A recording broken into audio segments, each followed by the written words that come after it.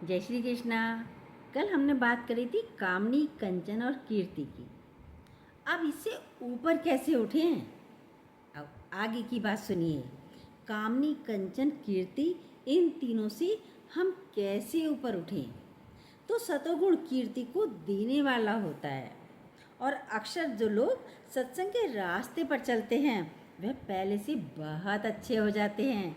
उनका क्रोध समाप्त हो जाता है, ज़्यादा बोलना समाप्त हो जाता है, शांति से रहने लगते हैं, लड़ाई झगड़ा करना बंद कर देते हैं, बिना मतलब कि तू मैं करना बंद कर देते हैं, बिना मतलब दूसरे के साथ सिंगों को मारना बंद कर देते हैं। कोई कुछ कह रहा है छोड़ देते हैं, भाई ठीक है तुम ठीक, चलो ठीक है, हम गलत, उसने कहा भाई चलो हम गलत ही हैं, सॉरी भैया। तो जो सत्संग में जाते हैं उनमें कूलनेस आ जाती है। पहले इच्छा पूरी नहीं हुई तो क्रोध आ जाता था, फिर तू मैं हो जाती थी। अब क्या हुआ? अब आप सुधर गए, सत्संग जा रहे हो, सत्संग की बातें सुन रहे हो। और सुनना ही काफ़ी नहीं होता, अपने में लगाओ। जब तक लगाओगे नहीं, जब तक बच्चा पढ़ेगा नहीं, लिखना नहीं सीखेगा, ट्यूशन नहीं जाएगा, माँ उसके पीछे पड़ी रहती है, काम नहीं किया, होमवर्क नहीं किया, ट्यूशन का काम नहीं किया, स्कूल का वर्क नहीं किया, तब जाके बच्चे को पढ़ना आता है। हम भी वही छोटे बच्चे हैं जो सत्संग की पहली क्लास में जा रहे हैं, जो शुरू में आया है, अभी आया है। हर बात गुरु की, एक एक बात, एक एक वचन है। आप क्या करते हो? गुरुओं के पास जाकर वचन ही तो देते हैं, कान में बोल देते हैं ये मंत्र बोलना, ये मंत्र बोलना, वो ये मंत्र बोलो। लेकिन हमारे गुरुजी ने कि हर बात एक मंत्र है। सब ठीक होगा, सब ठीक होगा, सब ठीक होगा, सब ठीक ही है, सब ठीक ही है, सब ठीक ही है, तो ठीक हो जाता है। बस पॉजिटिव सोचा और सब अच्छा हो जाता है। हर बात एक मंत्र है, हर शब्द एक मंत्र है। एक एक लाइन आप ध्यान से सुनिए, गौर से सुनिए। हमारी नहीं है, हम शुरू से कहते हैं हमारी कोई बात नहीं है, हम हैं ही नहीं। हम में जो भी बोलते हैं गुरुजी बोलते हैं, गुरुजी की ही वाणी है, गुरुजी की बातें हैं, हमारी अपनी कुछ नहीं है। हमारे गुरु बहुत अच्छे, सबसे अच्छे हैं। तो कितना अच्छा बोला। अब क्या हुआ? सत्संग में आकर आप सुधर गए। अब आप में इच्छाएं तो हुई, और यदि कभी इच्छा पूरी नहीं हुई तो क्या कहते हैं, चलो ठीक है, क्रोध नहीं करते, कहते कोई बात नहीं, नहीं हुई, होना ही नहीं होगा, भगवान की ऐसी मर्जी होगी। आप उसके लिए दुखी नहीं होते और ना किसी को दुखी करते हो। अब पत्नी धीरे धीरे, मेरा पति इतना अच्छा, या मेरी पत्नी इतनी अच्छी जो सत्संग में जाती है, मेरा बेटा बहुत अच्छा है। अब सबको पत्नी क्या करिए, मेरा पति अच्छा है, मेरा बेटा अच्छा है, मेरी बहू अच्छी है, सबको धीरे धीरे वो अच्छा ही अच्छा कहती है, अच्छाई का गुणगान करना आ जाता है। ये बहुत अच्छी है। अब सब घर के भी कहते हैं ये तो बहुत अच्छी है, सबकी तारीफ़ करती है, किसी ने कुछ दिया भी नहीं बना के तब भी कहती नहीं बहुत अच्छी है। जब कहो तो पैसा भी निकाल के दे देती है, लालच भी नहीं है, कुछ मांगती भी नहीं है, मुझे ये खर्चे को चाहिए। ये सत्संग में जाने वालों के गुण हैं। जो नहीं जाते उनको तो बाज़ार में घूमना ही पसंद आता है। खर्च खर्च, रुपया पैसा, कपड़ा कपड़ा, ज्वेलरी, घूमना। लेकिन जो सत्संगी है पता ही नहीं चलता, दिन ही नहीं पता चलता कहाँ चला जाता है। तो कितना अच्छा गुरुजी ने बताया। ये सब लोग क्या कहते हैं, ये तो बहुत अच्छी है, जब कहो तो पैसा भी दे देती है, इसमें लालच भी नहीं है, सब सतोगुण तुम्हारे भीतर आ गए। अब सतोगुण की पब्लिसिटी भी हो गई, भाई बहुत अच्छी है मेरी पत्नी, बहुत अच्छी है मेरी मम्मी, बहुत अच्छी है मेरी बहन। सुनकर आपके पास ऐसे ऐसे लोग आ जाते हैं कि आप ज़रूरत पड़ने पर मदद करते हैं। आपके आसपास कोई रहता है, वो सुनता है अरे वो तो ज़रूरत पड़ने पे मदद भी कर देती हैं, तो आसपास के लोग आने शुरू हो जाते हैं। भाई हमें 10,000 की आवश्यकता है, 50,000 की आवश्यकता है, क्या आप हमें दे देंगे? आपका मन भी नहीं है देने का, पैसा भी नहीं है आपके पास, परंतु अगला व्यक्ति मांगने के ख्याल से आया है आपके पास। आप सोचेंगे अच्छा चलो 50,000 नहीं दे सकते, चलो 30 दे दें, चलो 20 दे दें, चलो 10,000 दे दें, कुछ इसकी मदद हो ही जाएगी। अब कोई और आ गया, अब उसकी करी।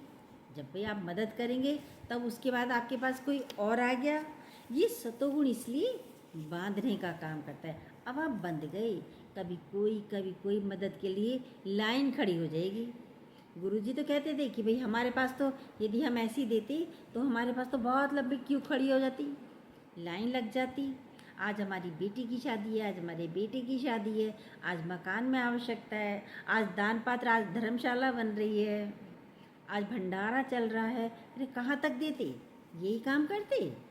अरे हमें फ़र्क नहीं पड़ता भाई, सब थोड़ा थोड़ा डालते हमारे सत्संगी, उसका काम हो जाता। लेकिन लाइन तो तैयार हो जाती, हम बंध तो जाते, ये टाइम हमारा दान का है। तो सतोगुण बांधने का काम करता है।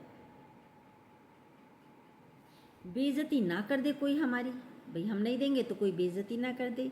हमारे दरवाजे पर कोई आएगा, मैं तो दूंगा। ये कौन बोलता है ऐसे? अहंकारी। मैं तो देता हूँ, मैं खाली नहीं भेजता। ये आपका दरवाज़ा है, ये भगवान का दरवाज़ा है। भगवान के दरवाजे पर जो आएगा वो अपनी योग्यता का प्रसाद लेकर जाएगा। हर एक का प्रसाद अलग है, कोई प्यार का लेगा, कोई प्रशंसा का लेगा, कोई वस्त्र का लेगा। पर ये सतोगुण पल्लवित होता रहता है, मतलब उपजता रहता है। कोई बेइज्जती कर दे तो कहोगे मेरी बेइज्जती कर दी, इसने मेरी बेइज्जती कर दी, मैं तो बहुत अच्छा हूँ। मेरे गुरु से पूछो मैं कितना अच्छा हूँ, मैं कितना कार्य करता हूँ प्रेम से, शांति से। गाड़ी में बैठा लो, अब क्या होता है, अगर आपको योगी जी मिल जाएं और वो कहे आप मेरी गाड़ी में बैठ जाओ, योगी जी, तो ये योगी जी का बड़प्पन होगा या आपका? आप तो पानी पानी हो जाओगे। अरे मैं तो एक फूल भी नहीं लाया इन्हें देने के लिए और ये मुझे अपनी गाड़ी में बैठा रहे हैं, चलो मैं छोड़ देता हूँ। अंदर से आप परेशान हो जाओगे, उन्होंने बैठाया, ये उनकी कृपा है, ये उनका बड़प्पन है। हम गुरु को भी कहते हैं हम तो पहले से ही लायक हैं, हम गुरु को कहते हैं हम तो पहले से ही लायक हैं, इसलिए बैठाया है ना। आपने क्या बनाया, हम तो पहले से ही बहुत अच्छे थे, आपने नहीं बनाया। तो परमात्मा भी ऐसी आंधी चलाता है सतोगुण की, ये परमात्मा ऐसी आंधी चलाता है। सतोगुण मोटी रस्सी का काम करता है, बहुत मोटी रस्सी का। रजोगुण पतली रस्सी का काम करता है। पतली रस्सी, धागा लो तोड़ सकते हो, एकदम तोड़ दोगे, लेकिन जो मोटी रस्सी होती है उसे कोई तोड़ नहीं सकता। मोटी रस्सी को काट भी नहीं सकते, एकदम चाकू से नहीं काट सकते, आरी से नहीं काट सकते। काट सकते हो, उसमें जोर लगाना पड़ेगा, चाकू का जोर लगाओ, आरी का जोर लगाओगे, कैंची का जोर लगाओगे, तब जाके मोटे रस्से कटते हैं। तो सतोगुण हमें मोटे रस्से की तरह बांधने का कार्य करता है। सोचते हैं ना सतोगुण मैं तो बहुत अच्छी हूँ, मैं तो अच्छे ही कार्य करती हूँ, तो इसका मतलब मोटा रस्सा आप तैयार तो नहीं कर रहे। मोटा अहंकार, इसका मतलब है आप पे अहंकार आ जाता है, इसलिए सतोगुण का अभिमान तो कभी ना आने पाए। सतगुण जिसमें सतोगुण हो उसका अभिमान मत करना। और ऐसा हो नहीं सकता कि कोई दान करके भूल जाए, जो कोई किसी का कार्य करके भूल जाए, भूलते नहीं लोग। सतोगुण साथी है पर बड़ा खतरनाक साथी है। साथी क्या सब अच्छे होते हैं? साथी दोस्त क्या सारे अच्छे होते हैं? कुछ तो आपका सहयोग करने वाले होते हैं, कुछ आपका सहयोग लेने वाले होते हैं, कुछ सहयोग लेकर के आपको गड्ढे में धकेलने वाले होते हैं। कितने बाबाओं का आता है ना, इन्होंने उसके लिए ये बोला, अभी अभी सुना है आपने टीवी में, बाबाओं ने लेडीज़ों के लिए ये बोल दिया, कितना आता है। पर वो कौन बोला? सतोगुण तो कर रहे हैं, कथावाचक तो हैं, कथा तो कर रहे हैं, लेकिन अभिमान बोलता है। अभिमानवश बोले ना, अभी मुंह पर कंट्रोल ही नहीं है, मुंह को तो कथा बोलने की आदत है, तो शब्दों को तोलो फिर बोलो। आप किसी से भी बातें करिए, लड़ाई भी हो रही है, प्रेम से भी बोल रहे हो, पहले शब्दों मुंह इसलिए तो दिया है, पहले शब्दों को तोलो फिर बोलो, फिर मुंह खोलो, तो लड़ाई नहीं होगी, झगड़ा नहीं होगा। होगा? नहीं हो सकता। कितने बाबाओं का आता है, इन्होंने उसके लिए ये बोला, सब अभिमान के कारण ही तो बोलते हैं। किसी स्त्री के लिए गलत शब्द, भाई स्त्रियों के लिए गलत शब्द क्यों बोले? तो अभिमान के कारण ही तो कहे उन्होंने। अभिमान में मनुष्य भाषा भी भूल जाता है। गुरुजी बता रहे थे कि गीता भगवान का शरीर शांत हो रहा था, तब दादा भगवान ने कहा लक्ष्मी भगवान को बुला दे क्या? तो उन्होंने हाँ कहा, हाँ बुला दीजिए। बहुत कम वक्त था उनके पास। जब वो आए तो सिर पर हाथ रखा और कहा कोई भजन सुनाओगी? तब उन्होंने भजन सुनाया, मुझे सद्गुरु तू मिल गया, मैं तो रहूँगी तेरी गली में। लास्ट में भी हमारा ऐसा मन है कि हमें गुरु ही गुरु याद रहे। द्वैत में थे ही नहीं, दूसरा उनमें कुछ था ही नहीं। द्वैत यानी दो मत, द्वैत यानी दो मत होते हैं। फिर द्वैत के बाद क्या होता है? यदि हमारे दो मत हो गए, ये अलग मैं अलग, द्वैत, दो माने दो होने के बाद क्या होता है? द्वेष हो जाता है, हमारे में द्वेष पनपता है, ईर्ष्या ये पनपती है, द्वेष होता है। द्वेष यानी तू ऐसा और मैं ऐसा, तू खराब मैं अच्छा, द्वेष होता है। द्वेष के बाद हो जाती है, क्या होता है फिर तो दुश्मनी हो जाएगी, क्योंकि आपने कहा तू खराब मैं अच्छा, तो दुश्मनी हो गई। तो समझ आता है अभिमान कैसे बोला? अभिमान के कारण बोला। ये मनुष्य का घातक है, ये नीचे गिराता है। सन्यासी को भी जब समझ में आया, सन्यासी को भी बाद में जाके समझ में आता है। अभी संत नहीं बना सन्यासी, अभी संत नहीं बना। सन्यासी और संत में क्या फ़र्क है? अब आप कहेंगे ये तो दोनों एक है। नहीं, गुरुजी बहुत अच्छी तरीके से एक एक शब्द खोल कर समझाते हैं, जो हमें समझ में नहीं आते थे पहले। सन्यासी मतलब लिबासधारी होते हैं, कोई गेरुआ पहनकर फिर रहे हैं, कोई पीले पहनकर फिर रहे हैं, लिबास उनके चेंज अलग अलग होते हैं, वो होते हैं सन्यासी। और कोई सफ़ेदी धारण करके रह रहे हैं। और संत किसे कहते हैं? संत जिसने साधना में अपने मन को पूरी तरीके से परिपक्व कर लिया, पका लिया। पका हुआ आम क्या और पकेगा? डाल पर रह ही नहीं सकता, पूरा पक गया। साधना में अपने को घिसा है, साधना में इतनी साधना की है कि अपने को घिसा है। घिसते घिसते साधना में बिल्कुल साधक बनकर एकदम गुरु के सम्मुख आकर जब बैठता है तो पूरी तरह से वो स्वर्ण बनकर, कुंदन बनकर आता है कि अब मेरे भीतर तीनों प्रकार की चीज़ें नहीं हैं। कौन सी तीनों प्रकार की चीज़ें? सतोगुण, रजोगुण और तमोगुण नहीं है, और नहीं कामनी है, ना कामनी है, ना कंचन है, और ना ही मेरे में कीर्ति है। ये तीनों नहीं है, ना रजोगुण, ना सतोगुण और ना तमोगुण, और ना कामनी, ना कंचन, ना कीर्ति। मैं क्यों किसी में अटकूं? जब वो पक गया तो समझ आ गया, मैं क्यों किसी में अटकूं?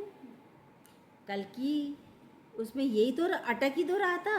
संत तो था, शिष्य तो था गुरु का, बार बार कहता भी था गुरुजी मुझे बचाओ बचाओ, फिर भी कामनी, कंचन, कीर्ति तीनों में ही अटका। और यहाँ गुरु हमें निकालना सिखा रहे हैं, बता रहे हैं कैसे निकल पाओगे बच्चों। मैं क्यों किसी में फंस करके ये सब काम करूं? मैं अपने को राइट सिद्ध करूं। मैं क्यों करूं राइट सिद्ध? सामने वाला गलत कह रहा है, ठीक है सॉरी, ठीक है, कोई बात नहीं भाई, तुम्हारी तुम्हारी समझ है, आप गलत कर रहे हो भाई, ठीक है। और दूसरे को रॉन्ग सिद्ध करूं, मैं अपने को राइट सिद्ध करूं और सामने वाले को रॉन्ग सिद्ध करूं, इतना भी टाइम वेस्ट क्यों करूं मैं? सामने वाला कह रहा है रॉन्ग है, बोलो ठीक है, उतने ही बातें करो जितनी आवश्यक है, ज़रूरी है। जब तुम शांत रहोगे तो उधर भी शांति हो जाएगी। जब आप चुप रहोगे, शांति में रहोगे, शांति से बैठोगे, तो सामने वाला भी शांत हो जाएगा। सतोगुण है शांत, लेकिन फिर भी बांधने का काम करता है। इसका काम तो बांधने का ही है। पूजा पाठ करो, आप छोड़ नहीं सकते। अरे छोड़ दूंगी तो ऐसा ना हो जाए, तो हो गया ना बंधने का कार्य। इसका काम तो बांधने का ही है। रस्सियाँ आपके घर में पड़ी हैं, उनका काम तो बांधने का ही है। कागज़ पड़े हैं तो आप क्या करोगे? कागज़ों को लपेटोगे और रबड़ चढ़ा दोगे। रस्सी पड़ी है तो आप रस्सी से भी, लकड़ियाँ पड़ी हैं तो आप रस्सी से उनको बांध के रख दोगे। और कोई चीज़ और है तो किसी को तार से बांध दोगे। तो है तो रस्सियाँ ही, है तो बांधने का ही काम सतोगुण का।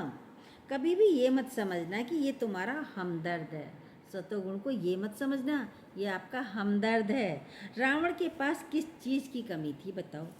वेद पढ़े, पुराण पढ़े, उपनिषद पढ़े, शास्त्र पढ़े, पढ़े नहीं पढ़े, इन सबको पढ़ने के बाद भी अहंकार तो सत्य का ही था उसमें। मैंने इतना ज्ञान लिया, मैं पंडित, विद्वानों को पढ़ा, विद्वान, शास्त्र पढ़े हुए मैंने सोने की लंका बनाई है, किसी के पास नहीं है। मैं ये कर सकता हूँ। जितना ज्ञान रावण के पास था उतना ज्ञान तो राम के पास भी नहीं था। रावण एक तो ब्राह्मण, ऊपर से परम ज्ञानी, लेकिन परम ज्ञानी भी, ऊपर से वो परम ज्ञानी भी था, लेकिन परम अभिमानी भी था। क्योंकि सतोगुण क्या करता है? अभिमान लाता है, बांधता है।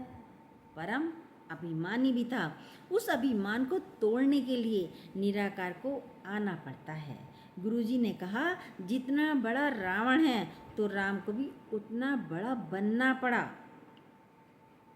बोले उतना ही विचार विश्लेषण करके कि पुल कैसे बने, सीता तक हनुमान जी कैसे पहुँचेंगे, संजीवनी कैसे लाएंगे, फिर कैसे नाभि में अमृत का पता चलाया, तीर वहाँ पर लगाया, सब प्रकार की जानकारी ली राम जी ने। राम जी को सारी प्रकार की जानकारियाँ लेनी पड़ी। जितना बड़ा रावण उतना बड़ा राम को होना पड़ा। जितना बड़ा कंस उतना बड़ा कृष्ण को होना पड़ा। कृष्ण की उम्र तो 11 वर्ष थी जिस वक्त वो वृंदावन से उठाए गए। अक्रूर जी आए, उनको लेने के लिए रथ लेकर आए थे। चलिए, कंस महाराज ने आपको बुलाया है। भगवान तो तैयारी बैठे थे। घर में माँ रोए, पिता बाबा रोए, गोपियाँ भी रो रही हैं। भगवान को तो खेल लग रहा है, भगवान तो भगवान है, उनको तो खेल लग रहा है। बोले मैं अभी जाकर आता हूँ। क्यों रोते हो? अभी आ रहा हूँ मैं, जाकर तुरंत आता हूँ। पर गए तो कभी आए नहीं। लौटे तो 80 साल की उम्र में, लौटे तो वृंदावन में।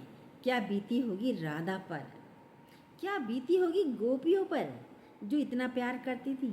11 वर्ष की उम्र में कंस को मारकर राज्य अपने पिता को समर्पित किया। वहाँ से भी चले गए। फिर भी कैसे द्वारिका का निर्माण किया, वहाँ के लोगों को बचाया, और फिर लास्ट में क्या करा? द्वारिका को भी पानी में डुबो दिया। भगवान श्री कृष्ण कहीं अटके नहीं, फंसे नहीं। ना मैं करी कि ये मैंने किया, ये भी नहीं करी। इसलिए सतोगुण को अपने ऊपर हावी मत होने दो। सतोगुण को अच्छा कार्य करते हुए उसको अपने ऊपर हावी मत होने देना। ये तीनों गुण अच्छे हैं, टाइम से इनका काम करना है, इनको टाइम से काम में लेना है। नींद न आए तो तमोगुण भी जरूरी है भाई। नींद नहीं आती तो तमोगुण भी जरूरी है। घर के काम, बाहर के काम करने के लिए रजोगुण भी जरूरी है। जरूरी ये सारे गुण हैं। सतोगुण में आप पाठ करते हो, हवन करते हो, पूजा करते हो, ध्यान करते हो, उससे भी मन की शुद्धि तो होती है। आप हवन करने बैठे, बार बार हवन शब्द निकलेगा, अरे ये हवन के लिए सामग्री लानी है, अरे हवन के लिए वहाँ पे शुद्धि करनी है, अरे हवन के लिए पंडित को बुलाना है। हवन हवन कितनी बार आपके मुख से निकलता है, निकला नहीं निकला? और उससे ज़्यादा बार आपके मन में चला। हवन तो एक ही बार हुआ, लेकिन मन में कितनी बार चला हवन ही हवन। तो अच्छा है, मैं प्रसाद अपने हाथ से बनाऊंगी तो सतोगुण मन को शांति तो देता है, पवित्रता तो देता है, स्थिरता तो देता है। लेकिन जब सतोगुण अभिमान बन जाता है तो मुसीबत भी बन जाती है। मैं अच्छे कर्म करता हूँ, मैं तो अच्छे कर्म करता हूँ, भाई नहीं करता, मेरी बहन तो बैठती भी नहीं है, मेरे पापा तो आते भी नहीं है, करते ही नहीं है। मैंने कितने लोगों की मदद की है, उसका तो पता भी नहीं है क्या करता है, उसे तो पता भी नहीं मैं कितना अच्छा कार्य करता हूँ। सतोगुण का फल खत्म हो जाता है चर्चा करते करते। जो ही उसकी चर्चा किया आपने, कार्य करके एहसान मत जताओ। जो ही आपने सतोगुण की चर्चा की, मैंने इतना रुपया दिया, मैंने ये अच्छा कार्य किया, मैंने वो अच्छा कार्य किया, चर्चा करते ही आपका सतोगुण समाप्त हो जाता है, खत्म हो जाता है। कार्य करके एहसान मत जताओ। मैंने उसकी शादी के लिए 30,000 लगाए, 20,000 दिए, 10,000 दिए। तुमने 30,000 का पुण्य तो कमाया, पर चर्चा करके सब खत्म भी कर दिया। जब तक तुम्हारे मुंह से नहीं निकला तब तक वह पुण्य था, जब आपके मुंह से निकला तो सब खत्म हो गया। इस पर एक दृष्टांत आता है, बहुत अच्छा है। पूरी बात जरूर सुनिएगा। जब तक आप पूरी बात नहीं सुनेंगे तब तक आपको लास्ट समझ नहीं आएगा कि क्या कहने चाह रहे हैं गुरुजी। तो एक दृष्टांत है, एक स्त्री अपने पति को सोते जागते बोलती थी, सेठ जी कभी तो राम राम बोल दिया करो, कभी तो राम नाम का शब्द अपने मुख से निकाला करो। बोलते ही नहीं हो राम राम, पूजा ही नहीं करते हो घर में, कभी भी आपके मुँह से कभी राम नाम सुना ही नहीं। बस दुकान चले जाते हो, खाया पिया सो गए, या दुकान चले गए, या लिखा पढ़ी के लिए मुनीम जी से बातें कर ली, फिर अगला दिन निकला, फिर चले गए दुकान पर। कभी तो राम नाम लिया करो, राम राम कहा करो। सेठ जी चुप शांत बोले, हाँ हाँ ठीक है, बोल देंगे बोल देंगे। तुम अर्धांगिनी हो ना, तुम तो बोलती हो, तुम्हारा फल हमें मिल जाएगा। कहना तो आसान होता है कि तुम सत्संग जाती हो तो तुम्हारा फल तो मुझे भी मिलेगा। सब ये कहते हैं, अरे तुम तो जाती हो सत्संग, अच्छा फल हमें भी मिल जाएगा। पर कैसे मिलेगा? जो जाएगा वो सो पाएगा। जो गुरुजी ने इतने अच्छे वचन सुनाए तो वो हम ही तो धारण करेंगे, दूसरा नहीं कर सकता। तो एक दिन सुबह को सेठ जी उठे, सेठानी सजी धजी। अब एक दिन सुबह सुबह सेठ जी उठे, सेठानी तो सजी धजी, पंगत बैठा रखी है, चांदी के बर्तन निकाल रखे हैं, उनमें हलवा परोसा जा रहा है, बड़ी खुश सेठानी। सेठ जी ने पूछा, आज कोई विशेष दिन है, विशेष बात है? क्या बात है आज जो सारी पंगत जिमाई जा रही है? अरे आपको नहीं पता, आज के दिन से अच्छा तो कोई दिन हो ही नहीं सकता। आज तो मैं जी भर के देशी घी का हलवा, देशी घी का प्रसाद सबको खिलाऊंगी। सेठ जी बोले, अरे ये तो बताओ क्यों कर रही हो ये सब? कल रात में आपके मुंह से राम राम निकला, कल रात में आपके मुंह से राम राम निकला। सेठानी बोली, सेठ जी ने बोला, क्या राम निकल गया? राम निकल गया, मेरे मुंह से राम निकल गया? 3 बार बोले सेठ जी। 3 बार कहकर सेठ जी के तो प्राणी निकल गए बाहर। अब उसको तो सेठानी को तो कुछ समझ ही नहीं आया, हुआ क्या। अब मैं खुश हूँ कि सेठ जी के मुंह से राम निकला, या दुखी हूँ कि सेठ जी के प्राणी निकल गए? दुख की भी बात है। अब बड़ी परेशान सेठानी ये सुनकर कि राम निकल गया, राम निकल गया 3 बार बोलकर इन्होंने प्राण क्यों छोड़ दिए अपने। खैर ये तो अब हो गया, सेठ जी का शरीर शांत हो गया। कहते हैं बहुत बड़ी भी अच्छी भी बात थी, खुशी के बहुत बड़ी खुशी के अंदर कोई ना कोई गम भी हो ही जाता है। जब खुशियाँ होती हैं तो कोई ना कोई गम भी हो जाता है। तो क्या स्थिति होती है उस वक्त, आप समझ सकते हो मनुष्य की। पूरे घर में मातम छा गया। सेठानी का मन किसी काम में लगे ही ना। गई एक ब्रह्मज्ञानी के पास, मुझसे क्या गलती हो गई, इन्होंने अपने प्राण क्यों छोड़ दिए। ब्रह्मज्ञानी से पूछा, संत जी मुझसे क्या गलती हो गई, इन्होंने अपने प्राण क्यों छोड़ दिए। उसकी पूरी स्टोरी ब्रह्मज्ञानी ने कहा, भाई पूरी बात बताओ। सेठानी ने पूरी स्टोरी सुनाई, पूरी बात बताई, सारी स्टोरी बताई गई। कभी राम राम नहीं कहते थे ये, कभी मंदिर भी नहीं जाते थे, कोई पूजा पाठ भी नहीं करते थे, किसी संत का नमस्कार भी नहीं करते थे, लेकिन गलत कर्म भी नहीं करते थे, किसी का हक भी नहीं मारते थे, हर एक के साथ प्यार का व्यवहार भी करते थे। संत जी ने दिव्य दृष्टि से देखा, ये तो कोई योगी पुरुष है। संत जी ने कहा, ये तो कोई योगी पुरुष था, ये भगवान का चिंतन नहीं करता था, पर कर्म में तो योग था, भगवान से जुड़ा हुआ था, सत्य से जुड़ा हुआ था। आखिर ब्रह्मज्ञानी ने कहा, तुम मेरे पास कल आना, तुम मेरे पास अब कल आना, कल बताऊंगा सारी बात।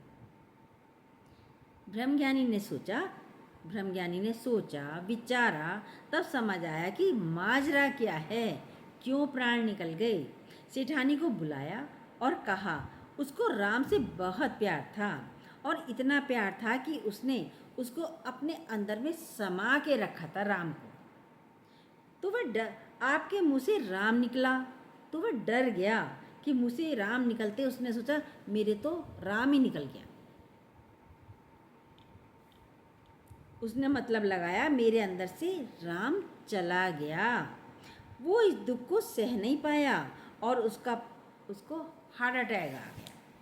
ये बात को नहीं समझ पाया कि आपके तो मुख से ही बोला, आपने बोला है। उसने सोचा निकल गया राम ही निकल गए मेरे अंदर से। और ये सोच करके सेठ जी को हार्ट अटैक आ गया कि कल आपके मुख से सपने में राम निकला। सेठानी ने तो सिर्फ यही बोला था, और उसने समझा मेरा राम ही निकल गया। मैंने जिसको इतना संभाल कर रखा वो निकल गया, जब वो नहीं तो मैं जी कर क्या करूँगा। सेठ जी ने सोचा बस इस सदमे में उसके प्राण निकल गए, उसको हार्ट अटैक हो गया। राम को अपने भीतर में समा करके देखो, वो आपके भीतर से निकले नहीं, राम को अंदर ही रखो। पर हमने किस किस को रख रखा है अपने अंदर, अपने आप को देखिए। सब जानते हैं राम को रख रखा है। ड्राइवर की सीट पर सिर्फ ड्राइवर बैठता है और सब बराबर की सीट में बैठते हैं या पीछे की सीटों पे बैठते हैं। लेकिन हमने ड्राइवर की सीट पर भगवान को बैठाना था, पर किसको बैठा रखा है, पति को, बेटे को, पोते को, मम्मी पापा को। देखिए अपने आप को किस किस को बैठा रखा है। तो ड्राइवर की सीट तो खाली रखिए, वहाँ पे सिर्फ भगवान की जगह है। यानी ड्राइवर की सीट हमारा दिल, जहाँ सिर्फ भगवान होना चाहिए, कोई और नहीं। न मेरा अपना कोई नहीं, न पति, न पिता, न पुत्र, कोई नहीं, सिर्फ भगवान ही बैठे। और जब भगवान हमारे ड्राइवर की सीट पर बैठेगा तो बहुत अच्छा इस भवसागर से हम पार हो जाएंगे। गुरु एक छत्र छाया है, गुरु एक हमारी छत्र छाया है। गुरु की वजह से सब सुरक्षित हैं। पर जब ये मन बेवकूफ़ गुरु के ज्ञान में अपने को ऊपर समझने लगता है, गुरु के ज्ञान से भी अपने को ऊपर समझने लगता है, तो एक एक कदम नीचे गिरता चला जाता है। और गिरते गिरते एक दिन ऐसा आता है कि बिल्कुल खाई में गिर जाता है और ख़त्म हो जाता है। उसको उसका अहंकार गिराता है। सतोगुण तो अच्छा है, प्रकाशवान है, ऊर्जावान है, ऊर्जा देता है, पर सतोगुण का अभिमान, मैं अच्छा। सतोगुण का अभिमान क्या होता है? मैं अच्छा, मैं बहुत अच्छा। रजोगुण का अभिमान भी मारता है, हम ये करेंगे, हम वो करेंगे, ये भी हमें मारता है कि हम ये करेंगे, हम वो करेंगे, हमें वहाँ जाना है। करते करते उसके प्राण पखेरु उड़ जाते हैं, ये करना है, वो करना है। रजोगुण भी हमें मारता है, मरी जाते हैं, यहाँ जाना, वहाँ जाना, यहाँ जाना, वहाँ जाना। जो करने आए थे वो करते नहीं। क्या करते हैं? किसी का मर्डर भी कर देते हैं रजोगुण में। मेरे काम को रोक दिया उसने। अब किसी का टेंडर पास होना होता है, आपका नहीं हुआ तो क्या करते हैं? उसका मर्डर भी कर देते थे। पहले सुना था यही, मर्डर कर दिया, मार दिया, रजोगुण की अधिकता हो गई। फिर क्या होगा? फांसी हो जाएगी। किसने फंसाया? रजोगुण ने आपको फंसाया। गुण अच्छे भी हैं, बुरे भी हैं। जैसे चाकू को हम यदि पकड़ेंगे, सीधा पकड़ा है तो वस्तु को, फल को, सब्जी को काटेंगे, और उल्टा पकड़ लिया तो क्या करेंगे? उल्टा पकड़ा तो अपना ही हाथ कटेगा, अपनी चोट लगेगी, आप ही घायल हो जाओगे। तो जब इन तीनों गुणों की धार उल्टी हो जाती है तो ये हमें काट देती है, काटने का काम करते हैं। और जब तीनों गुणों की धार सीधी होती है तो ये वस्तु को काटती हैं और हमारी मदद करती हैं। फिर हमें नहीं काटती, ये वस्तु को, फल को, सब्जी को काटती हैं और हमारी मदद करती हैं। आज समझ आया?